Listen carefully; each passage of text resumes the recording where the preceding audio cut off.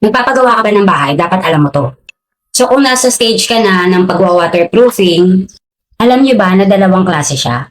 So una, ito yung tinatawag nila na positive side na waterproofing. Ito yung pagwa-waterproofing sa firewall natin, sa exterior walls.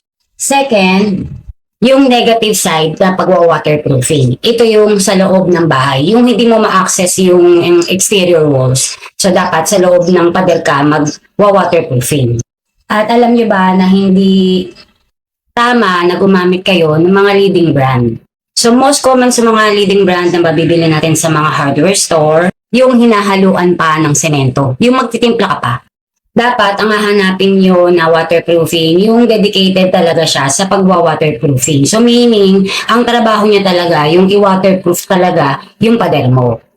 Yung kaya niyang i-bridge yung hairline cracks up to 1 mm. At hindi mo na kailangan timplahin. So makakasiguro ka na tama yung application mo. So ito yung dapat mong gamitin para sa positive side sa exterior walls. Ito yung FlexiCrete ni Build Ride.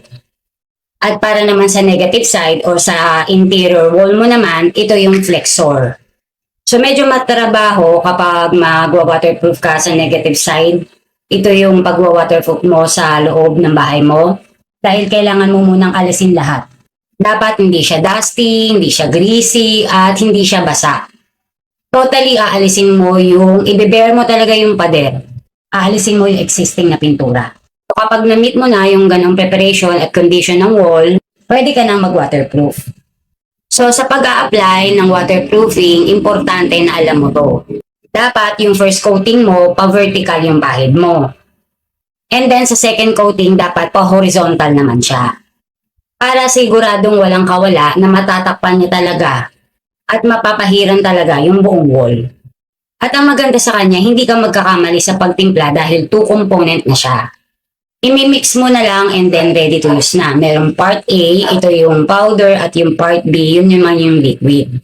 Pwede mo siyang haluin manual. Pwede mo ring gamitan ng mixer. Mas mabilis kung meron kang mixer. Kasi kung merong mixer, matatanggal niya talaga yung powder.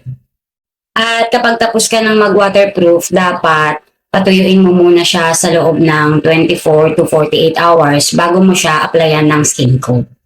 At after mag-skin coat, pwede ka nang mag-final coating o magpintura ng pader mo. So yun lang, sana nakatulong. Yung ganito nila kalaki na FlexiCrete at Flexor, 5 kg siya at ang a-applyan mo ay 2.5 square meters sa 2 coatings.